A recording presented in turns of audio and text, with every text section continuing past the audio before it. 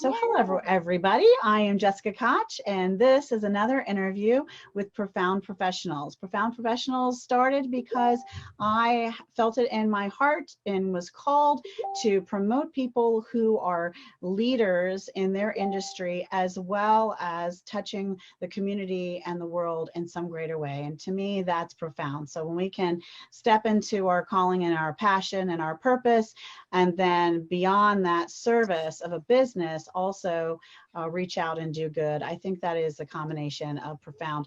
And today we're here with Erin Harrigan, and we're live, so I don't get to redo that. Tongue twister for me at the moment. Hustle with Heart coach and author of Pursuing Success God's Way. I am so excited for this interview. I've been really looking forward to it. How are you today, Erin? I am fantastic. The sun is out and it's beautiful, which is a little teasing for us, right? In today's world, but thank you. I'm so excited to be here. Oh, I'm excited too. So we're all excited. All right, so let's get into it. So what we want to know is some of the backstory. A lot of you know Erin. She is a leader in so many ways, and an inspiration, because she has done stuff in the business corporate world. She has done stuff with the consulting piece, but then she has tied in to the spiritual coach, as well as just doing the things, not just saying the stuff, but actually walking what she speaks and her daily, putting herself out there, because it's very vulnerable when you do that. You're very vulnerable when you do that. So I would love to hear, let's go backwards a little bit. Where are you from? A little bit about how you got here. So sure. Yeah, absolutely. So Jessica, thank you for doing this. I've been loving watching the interviews that you do and learning about all these incredible people. So I am the oldest of four to a single mom. I grew up in Prince George's County, graduated high school, went to University of Maryland, grew up with two mantras in my own head, which was, we grew up in poverty. And so in and out of welfare, my mom worked multiple jobs. We had an incredible tribe that supported us because it takes a village. Mm-hmm. And I knew, number one, that I needed to go to school, get a degree, work hard, right? So working hard is a mantra of mine. And I needed to make as much money as possible. So went to University of Maryland, graduated with a very ambiguous sociology degree, immediately got into business development and sales, and met my husband, got married, started a family, and started this corporate climb. I had my ladder propped against what I thought was a very secure and safe building in corporate America. And over a period of about 15 years, had built a business career in business development in corporate. Big salary that also came with a big 50+ hour work schedule, which also came with a big 70% travel schedule. Mm-hmm. And at the time we had two kids and I was the primary breadwinner. And while we were making all this great money, the very thing that we were missing the most of was time. Mm-hmm. So in 2010, 23 years into my corporate career, a friend of mine introduced me to the global wellness brand Arbonne. And in that, I found hope that I could potentially build a business that could be a willable business asset, but also allow me to one day leave corporate, because it was killing me the amount of time I was missing from my family. But what we did along that path was really build our lives around the stuff and the promotions and the salary and all of those things. So we were living a dual income life for a very long time. Mm-hmm. And I had a lot of really great success. In 2012, I was let go from my job. I continued to build my Arbonne business, had great success, but I sort of woke up one day in 2014 at this place where I was like successful, yet not fulfilled, surrounded by stuff and a big house and a luxury car that I had earned and all of that, but something was missing. And at the same time, we were not being good stewards of our financial life. So we were outspending the progress that my business was making. Mm-hmm. And in a fateful conversation with a mentor, October 4th, 2014, I'll never forget it. In my book, she's known as the Velvet Hammer. She said to me, The problem is you don't know who you are and whose you are.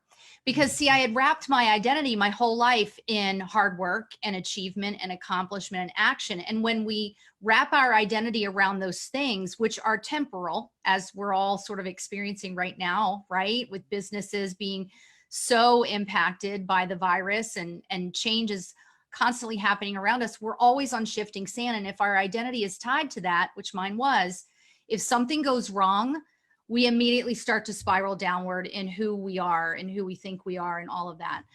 So that's kind of who I am and where I came from and what brings me to being a multi-entrepreneur, because I have, of course, my Arbonne business. I have Hustle with Heart coaching, speaking. I'm now a published author, which was not on my list.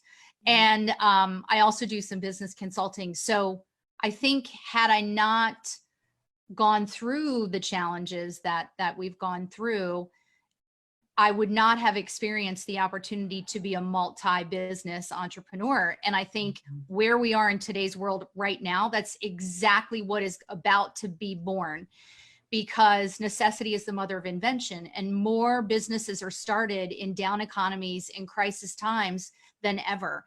So we are going to see a rise in entrepreneurship. And so how we as leaders can guide and nurture and mentor those up and coming entrepreneurs is going to be critical to what business looks like when we start to recover from all of this.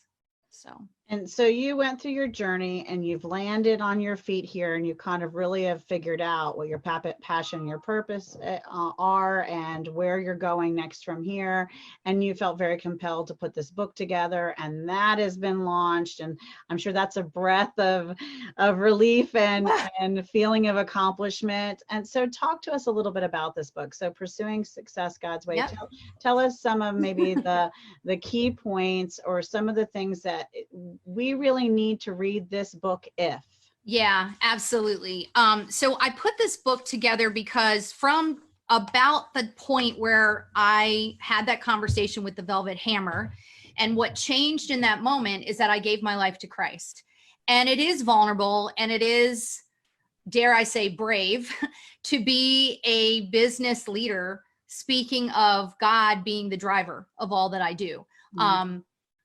And at that moment, I expected everything would get better. Like I just thought, okay, great. Now my business is going to take off. And that's not what happens when you are following Christ. It is always an adventure, and it is never what we think it will be. Right. So I had always known that I wanted to help people, but as you'll read in the book, my concept of helping people was sort of this: I want to help people so that I can feel needed, so that I can feel valued and validated, so that someone will one day say, please know this is me before Christ. That big deal helped me. She took the time to help me. And that's where I was focused. A lot of people don't know that. They may not have seen that, which, God is merciful.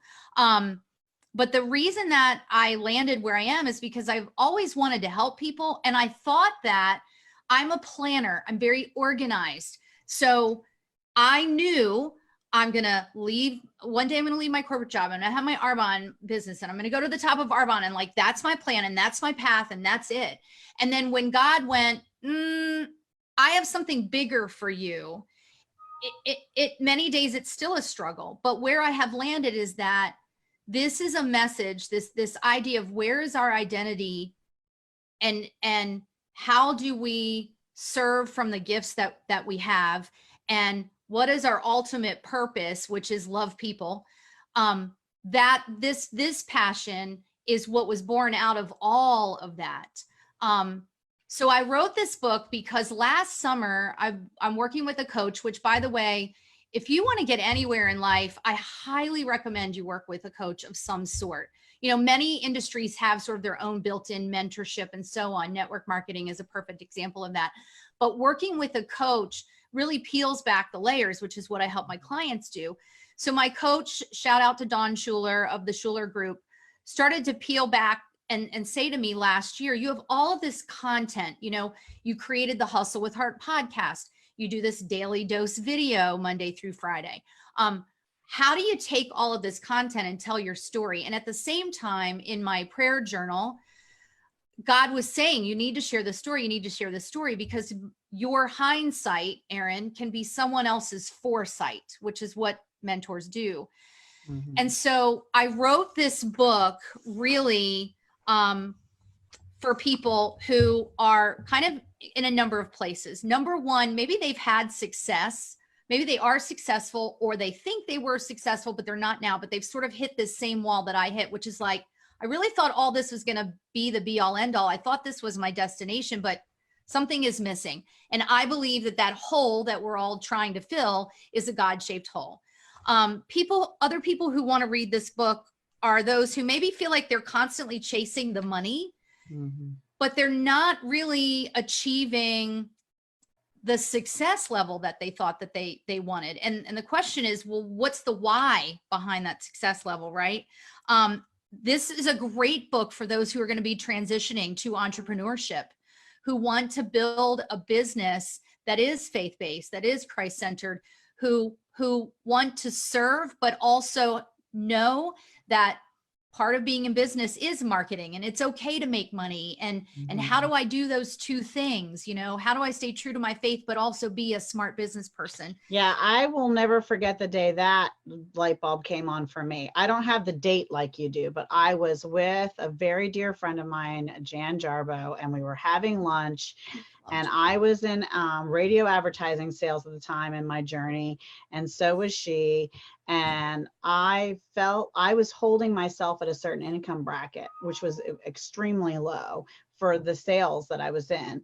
And I was doing that because I felt like that's, if I make too much money, that's not good, because that's bad. And I can't be with God and I have a very close relationship with him and make all this money, because then I would, you know, like getting through the eye of a needle, right? I couldn't do that. And that's what I was like trained. And I'll never forget when she said to me, and she said it just like this. She looked at me and said, "Shame on you, because you are snuffing out this gift that God gave you, and it is your responsibility." She said, "There is a certain amount of money in this entire globe, and that is not going to change. And you are either going to be one of those people who serves God and has the resources in your hands so that you can use them as a resource to serve him, or it's going to be in other people's hands who have no interest in serving God. So shame on you, because you should do your absolute best to make as much money as you possibly can, so that you can be his resource and use it in a way that serves your family and him and others, right? Not that you should do nothing but drive after money, but you should do your very best." And I was blocking myself. And that was the day I went, oh. And the very next year, I tripled my salary. Like, no kidding, tripled. Like, I went from this sad, pathetic thing, same business, same industry, same customers to talk to. I just was different. Yeah. And I think the important thing in that is two things. One, my friend, Brian Dixon, whom is on my next podcast, actually Monday, he talks about the money mindset. And that is something that we struggle with as Christians, because, you know, we look around and we see wealth and we think either that's a bad thing, or we've sort of bought into this, like, name it and claim it. And if I just put it out there to the universe is going to give me everything. And sorry, but God made the universe, right? And I agree with what Jan said. I would put one different spin on that, and that is, there's not a certain amount. Like, God is the ultimate provider, but he calls us to be a good steward of the business. And you guys, I think what happens is that we think our business is our identity. That was me. So when my Arbonne business started to suffer, because for many reasons that you'll read in the book, it doesn't matter how much action you take. If it is not in the right intention and it is not aligned to his purpose for you, it just ain't going to produce, right? But when that started to happen, I immediately started to lose faith in myself, and I didn't believe I could do it, and because my identity was tied to it. So God gives us these businesses not to be our identity, but to live out the purpose that he has for us. And we have to be good stewards of that. And that means to go and work your business. So this book is not about not taking action. This book is really about, where is the central force? Where is the central focus? Where does that action come from? And if we're being good stewards, I am a huge believer in Dave Ramsey Financial Peace University. I am here to tell you that that class saved my family's life. It saved my marriage. It saved the legacy of my children. We are a very different family because of that. But we have to be good stewards of that. And that's all part of business. And I didn't write a lot about that in the book, but this book is for those of you who feel like, I know that I'm supposed to be doing this business, but it's not going the way I thought. And maybe it's because your intentions are out of whack. Maybe it's because you got to come back, no pun intended, but you got to have a come to Jesus moment. And only when, as it says in Psalm 1-3, when we are spending that time with him daily, we are like a tree planted by the water. We will not wither. We will not sway. And in times like this, please hear me. I am not being Pollyanna. We have to acknowledge what's happening in the world. But the only reason that I'm not face down on the floor, well, this morning I was face down on the floor, but the only reason is because I know that God wins. I know that he wins, and he will win in our business. Now, here's the caveat. It may not look the way you think, because I thought turning my life over to Christ and surrendering and having those conversations about goals and purpose with the Lord, that he was going to flourish my Arbonne business. And you guys, listen, I have a fantastic willable Arbonne business. I am not at the top of the company, but that's not that's not my stage right now. So it doesn't look the way I thought it would look. And I think the point is, it may not turn out the way you think it should, but if you allow him to guide you, he is going to make it so much better and bigger for his glory, for the service of the world.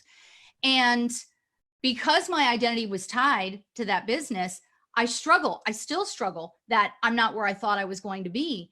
But I have to come back to, do I believe that God made me for a purpose, as it says in Ephesians 2:10? And if I believe that, then can I trust him to take me wherever he's going to take me? And he took me to this book. This was not like, yes, I wrote the book, but this wasn't on my original plan. None of this was on my original plan. Coaching entrepreneurs, speaking to organizations and groups about how do you build a faith-centered business. None of that was on my plan ever until like 2018, right? So you just have to be willing to be his clay and let him mold you. And I promise when you do, and I don't know if you've interviewed Win Briscoe, but Win Briscoe will show you, I promise you he will do things. Like, he has blessed my businesses and us in ways I could not have imagined. And I think the biggest blessing in that is that my husband now has a relationship with Christ. And for me, that's like a drop the mic. Like, he could do nothing else for me, and that's enough. So I'm going to put you on the spot a bit, because I've heard you breathe about this. So we're going to hold your feet to the fire. So if there was a workbook companion with this book, which I know is coming, as I'm reading it, and someone who doesn't have the book yet, because mine's still being shipped in the mail, and some people watching, of course, don't have the book yet. We'll make sure the link's in the comments later. It'll also be in the description of the YouTube video and in the LinkedIn article if you're watching this from here.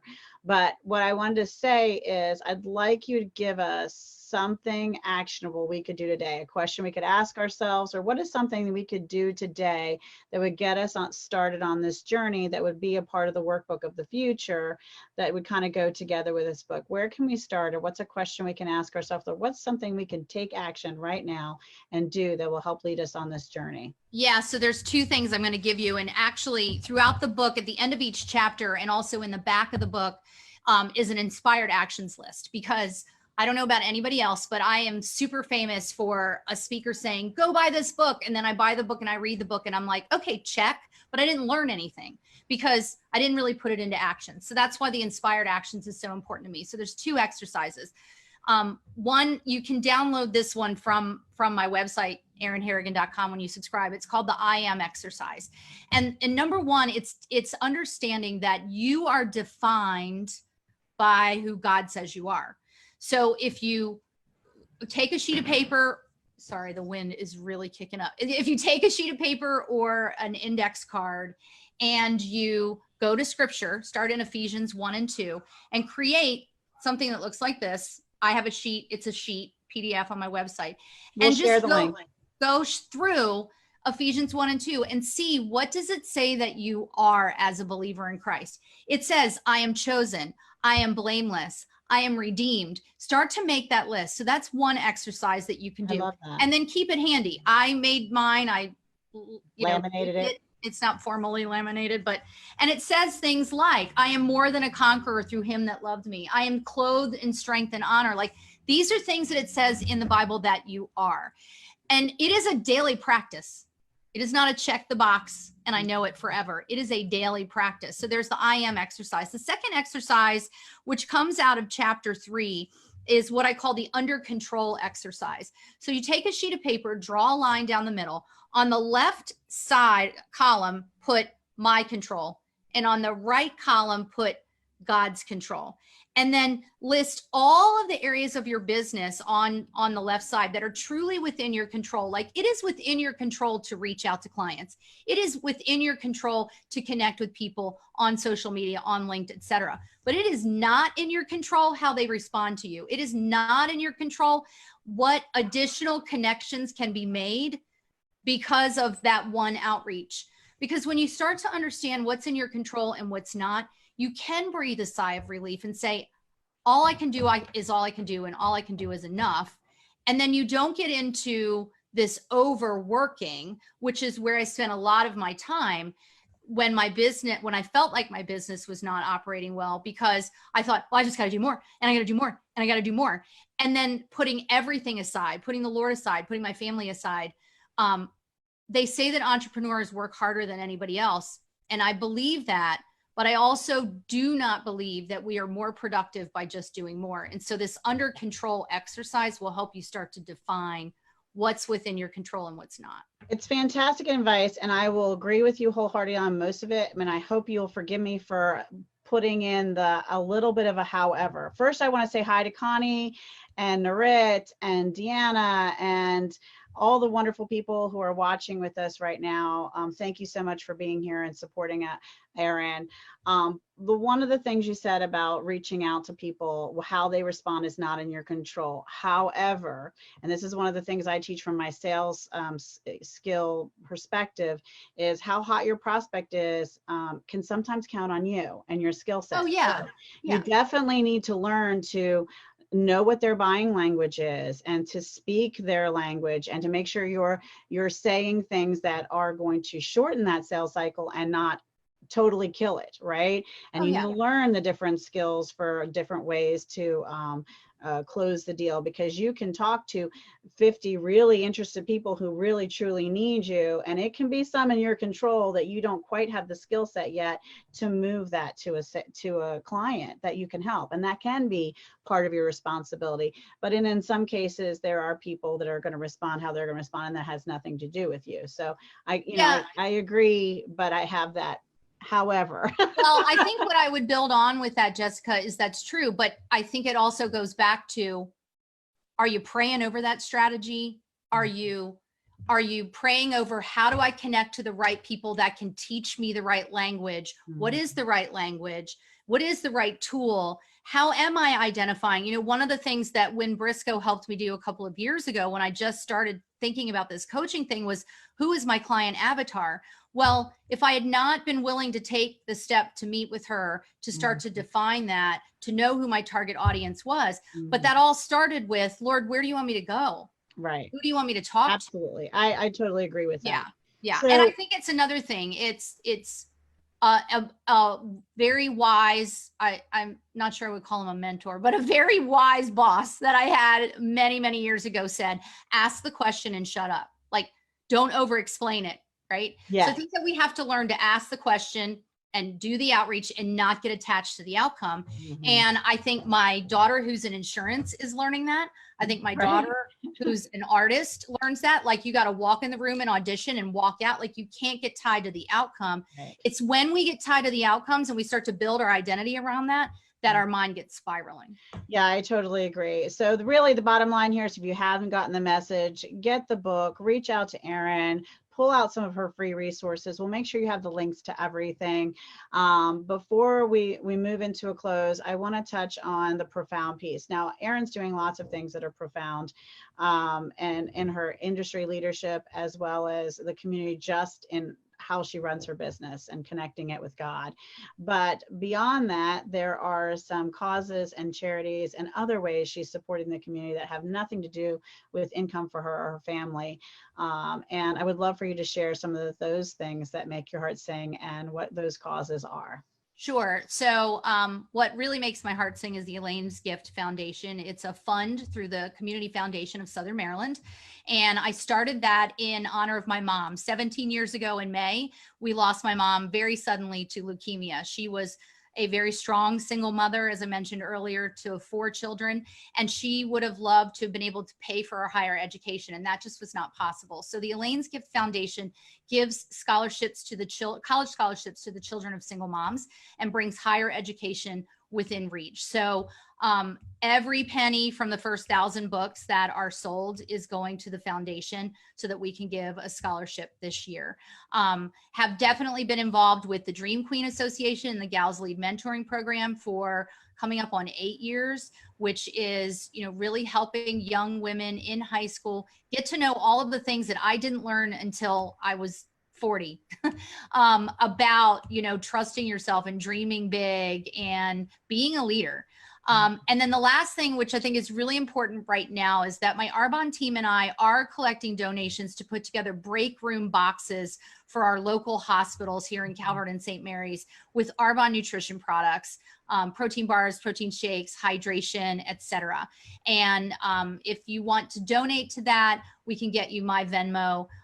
We're just putting those boxes together. We aren't taking them apart and making them pretty baskets right now. We're just shipping the box to somebody who works in that department and can take it right into the hospital themselves. But that's really important because that it's nice to be a fancy basket, but it's better right now to cut down contamination and spreading the issue. So I love that you're finding a way that you can supply these things to the break room without having too many hands involved or too much more contact. So that's fantastic, because keeping all of our frontline people fed and as least exposed as possible, because they're just already fighting the battle, right? Yeah. So thank you for all of that. So I want to thank everyone who spent the time to watch with us. All of the links, as I mentioned, will be here. Please like, share, and comment. Erin's story is inspiring. Her book is amazing. It really might touch someone that you know who's struggling with really kind of finding their purpose, their direction. And if you know they just need their spirit uplifted, this might just be the right book for them. It's a great gift. It's not very expensive. I think it was $16.99 on Amazon. We'll be sharing the link here. Before we say goodbye to everyone, I would love to ask Erin to share one last thing, one last tidbit. So either a quote, a book, something phenomenal that helped you and helps you in your journey in life right now. What's something you can share with everyone before we say goodbye? Start your day in the Word. If the Word is not for you, if it's meditation, whatever it is, please do not jump out of bed and start working. Start your day getting your mind in the right place, journaling, whatever that looks like. That will make a profound difference for your day.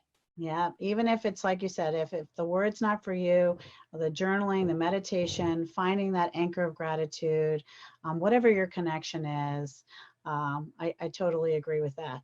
So thank you again for being with us, Erin. Awesome. And thank you everyone for all the love and support you gave to us.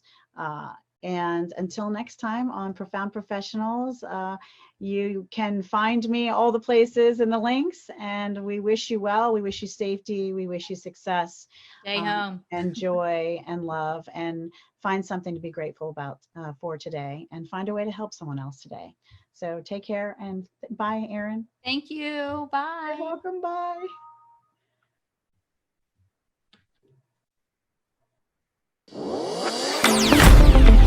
Bye.